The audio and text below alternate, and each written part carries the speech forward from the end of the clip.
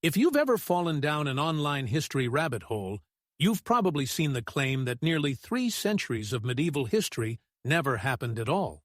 According to the phantom time hypothesis, the years 614 to 911 CE were fabricated.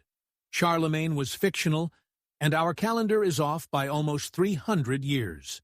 This story unravels the moment it is tested against scientific data and global historical records. The genesis of a conspiracy. The idea of a missing block of medieval history was first proposed in 1991 by German author and publisher Heribert Illig. His 1996 book, Das erfundene Mittelalter, The Invented Middle Ages, laid out the architecture of his argument, which gained popular traction in Germany. It tapped into long-standing popular myths about the so-called Dark Ages as a mysterious, stagnant void in history, which made the idea more attractive to the public. Popular imagination had long painted the centuries between Rome and the High Middle Ages as an empty void, a misconception Illig exploited. While the book received some scholarly reviews, it was overwhelmingly rejected by historians as fundamentally flawed. The core of the hypothesis is a conspiracy of breathtaking ambition. Illig alleged that in the late 10th century, the Holy Roman Emperor Otto III and his confidant Gerbert of Aurillac, who would become Pope Sylvester II, colluded to rewrite history. Their supposed motive was to manipulate the calendar so their own reigns would coincide with the auspicious year 1000 CE.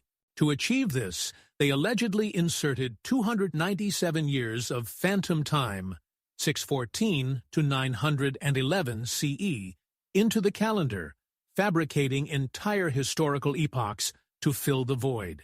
Illig built his case on 3 main pillars of evidence. A mismatch in the Gregorian calendar reform.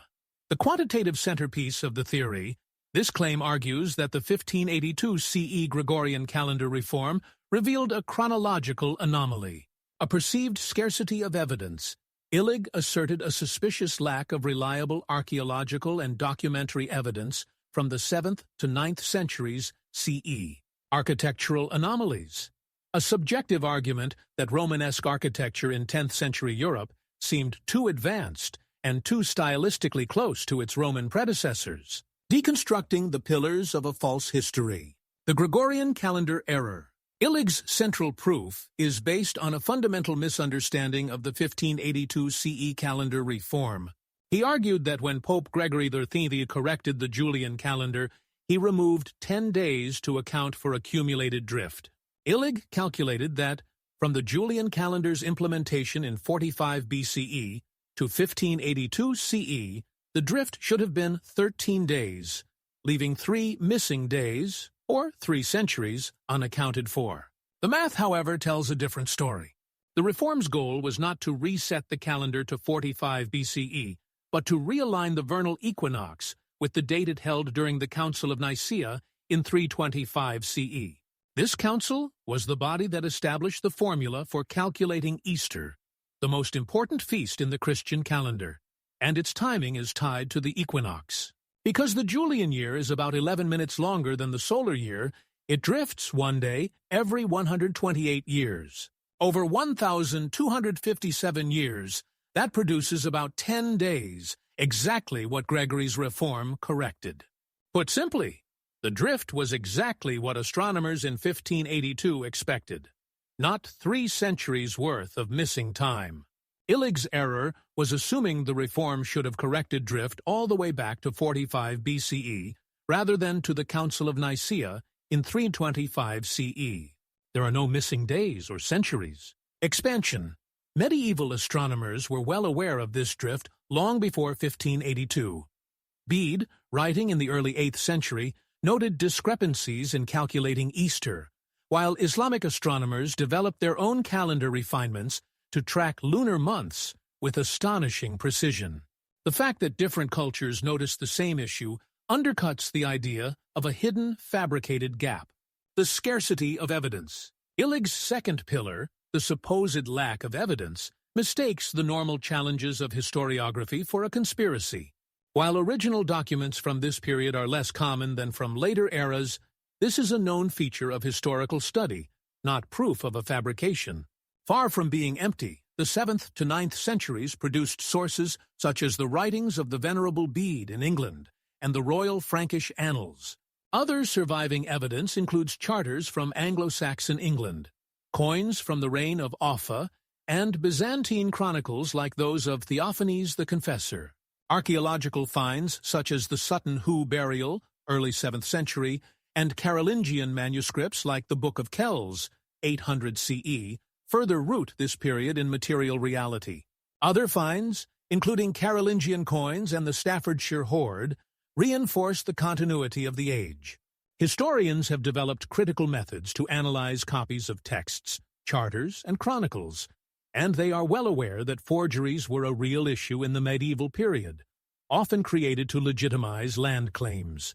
However, the existence of some forgeries does not logically lead to the conclusion that the entire era is a forgery. Expansion. The Sutton Hoo ship burial alone provides a stunning catalog of craftsmanship. A ceremonial helmet, finely worked gold and garnet jewelry, and imported silverware from Byzantium. Finds like these show an interconnected world, not an empty age. In Scandinavia, the Oseberg ship burial, 834 CE, echoes similar themes of wealth, artistry, and ritual, demonstrating cultural continuity across Northern Europe during the very centuries Illig claims did not exist. The fictional figurehead, Charlemagne. The most significant casualty of this supposed fabrication was Charlemagne, the legendary king of the Franks. In reality, Charlemagne, 747 to 814 CE, was the king who united the majority of Western and Central Europe, and whose reign sparked the Carolingian Renaissance, a period of cultural and intellectual revival. Erasing him would require unraveling a vast web of interconnected evidence, including standardized currency, the silver denier, minted across his empire, capitularies, legal codes issued in his name, diplomatic correspondence with the Abbasids, papal coronation records from 800 CE, monumental inscriptions, and multiple independent chronicles. His reign was also embedded in wider global currents, from alliances with the Abbasid Caliphate to conflicts with Viking raiders. Expansion. One of the most tangible proofs of these connections is the famous elephant Abul Abbas, gifted to Charlemagne by Caliph Harun al-Rashid in 802 CE. Such a creature could hardly appear in Europe without extensive diplomatic correspondence, shipping records, and eyewitness mentions, all of which survive. The elephant is more than a curiosity. It's a living anchor tying together Baghdad and Aachen in the early 9th century. The counter-argument from architecture. Illig's claim about architectural styles being too advanced is directly refuted by one of the most famous buildings of the era, Charlemagne's Palatine Chapel in Aachen, Germany, consecrated in 805 CE. The chapel's design clearly and deliberately draws on earlier Roman and Byzantine models, such as the Basilica of San Vitale in Ravenna, which Charlemagne had visited. He even had ancient marble, columns, and bronze railings brought from Rome and Ravenna to incorporate into the structure, a practice known as spolia, the reuse of ancient materials as a way of claiming continuity with Rome. At the same time, the chapel showcases distinctly Carolingian innovations, such as its monumental western entrance, westwork, and Frankish construction techniques. The building is not an anomaly that proves a missing gap in time. Rather, it is a perfect example of Carolingian rulers consciously blending the legacy of Rome with their own cultural and political ambitions. Far from undermining chronology, architecture shows a conscious Carolingian revival of Rome. Exactly what we would expect, not a suspicious anomaly. Expansion.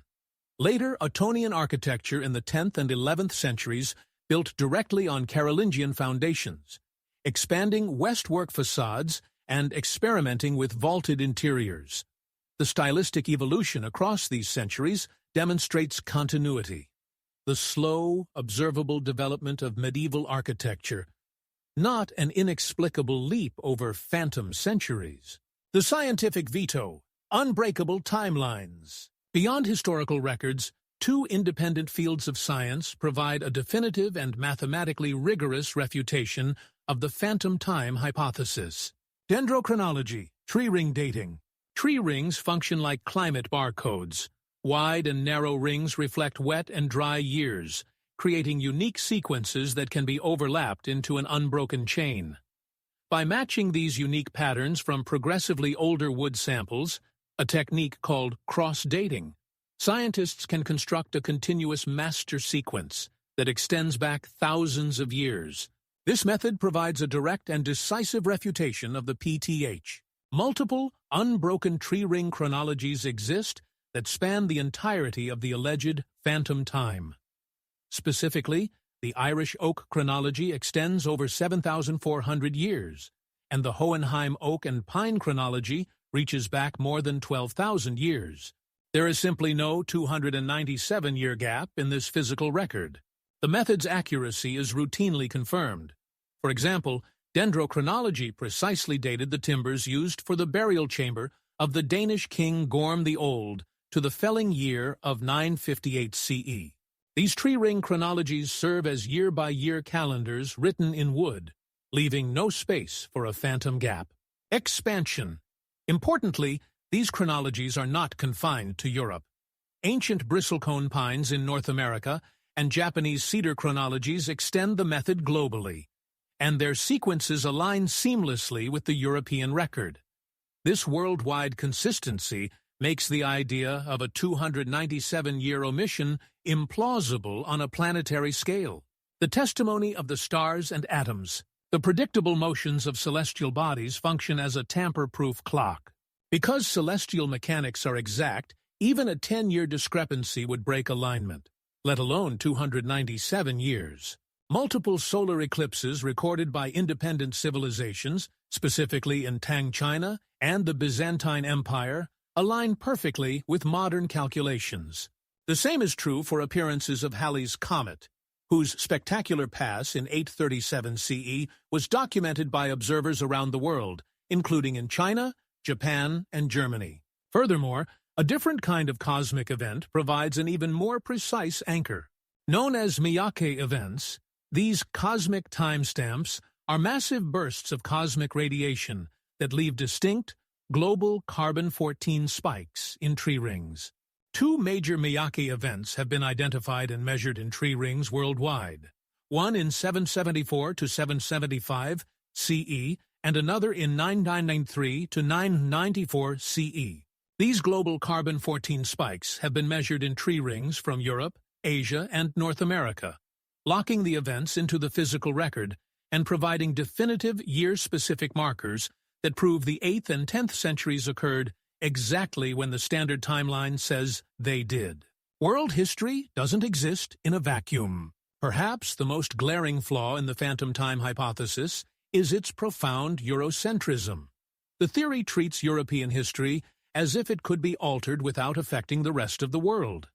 The historical record proves this to be impossible. During the phantom centuries, the Islamic world was experiencing its foundational era.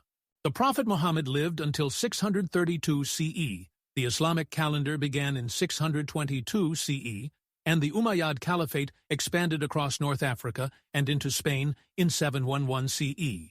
Simultaneously, the Tang dynasty, 618 to 907 CE, was flourishing in China, keeping meticulous historical and astronomical records. These civilizations were not isolated. The Battle of Talas, 751 CE, links Tang China and the Abbasids. The Abbasids' diplomatic contacts tied directly to Charlemagne. At the same time, Viking raids reshaped Carolingian Europe. Expansion. The Battle of Talas also had lasting cultural consequences. It marked the moment Chinese prisoners introduced papermaking technology to the Islamic world, a development that would eventually spread west into Europe. A single military clash thus altered the trajectory of global communication, evidence that the 8th century was anything but fictional. Meanwhile, the Byzantine Empire was in constant interaction with both Islamic and Frankish powers, producing chronicles, coins, and documents that anchor the period firmly in place. Chinese, Islamic, and Byzantine records cross-reference one another in ways that make the removal of centuries not just unlikely, but logically impossible. Why it still appeals. The theory exploits a public perception of the Dark Ages as a blank, unknowable period, offering a grand, secret explanation for a complex time in history. It appeals because it makes people feel they've uncovered a hidden truth that experts are concealing. It is built on logical fallacies, such as treating lack of evidence as proof of absence, and by stitching together unrelated anomalies into a single grand story. The bottom line: the phantom time hypothesis is not a hidden truth. It's a case study in how pseudo-history works. The calendar drift claim misreads the Gregorian reform. The scarcity argument mistakes normal source limitations for evidence of fabrication. Dendrochronology, astronomy, and cross-cultural histories all show those centuries are real. Erase 3 centuries in Europe, and you must erase eclipses in China, coins in Baghdad, and the scars of Viking raids in Ireland. The tapestry of history does not permit such edits. History is not fragile. It is reinforced by overlapping records, from chronicles and coins to tree rings and stars. Those centuries are carved into trees, etched into the sky, and inscribed across the world's chronicles.